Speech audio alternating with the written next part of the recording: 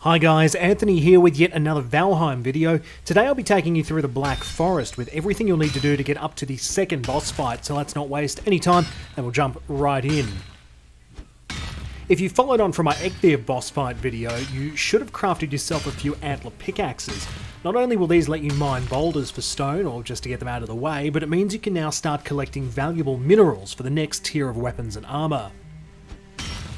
To start with, find a Black Forest area. You've probably already stumbled into one while exploring the meadow, but if not, you're looking for a heavily wooded area where the trees noticeably change from the beech and birch trees of the meadow to firs and pines.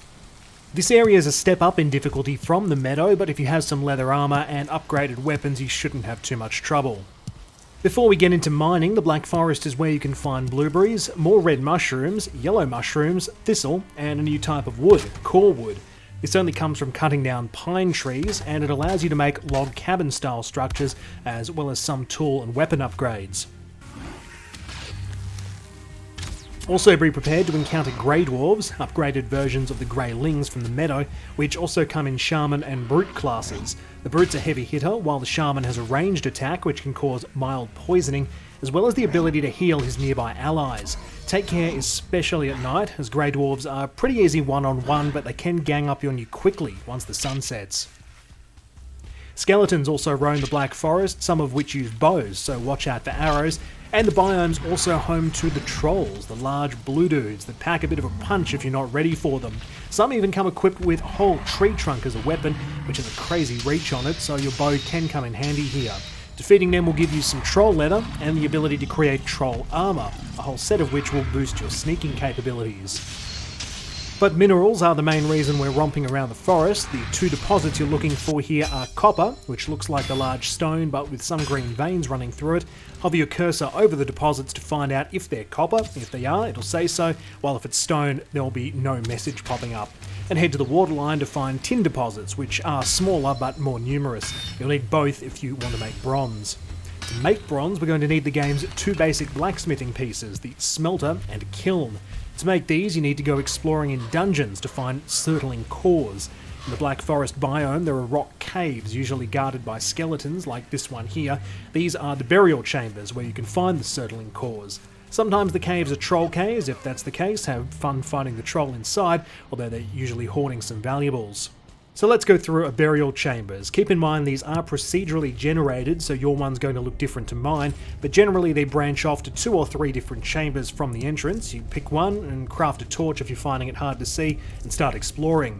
Be wary as there's more skeletons inside, and sometimes you might even find a ghost. Because of the procedural generation, you'll end up at a lot of dead ends, but keep going until you find a room with some glowing orangey red cubes. These are the surtling cores, and you need 5 for both the kiln and the smelter. I got pretty lucky here and found 7 in this dungeon alone. Dungeons were also the only source of these yellow mushrooms, so be sure to grab them as well.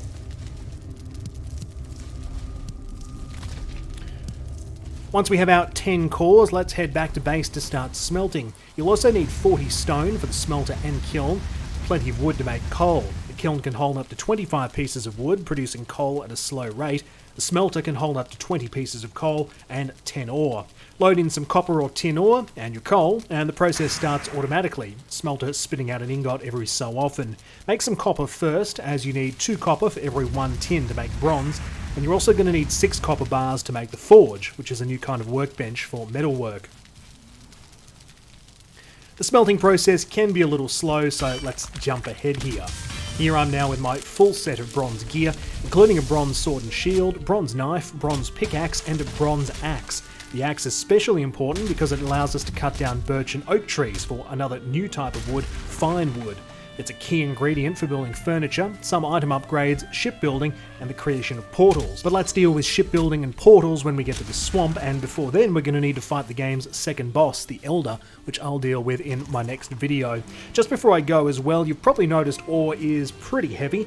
Using some wood and bronze nails, you can make a cart to make the mining and hauling process a lot easier. Just remember, it gets heavier and harder to control the more weight you load it up with, so avoid any hilly areas.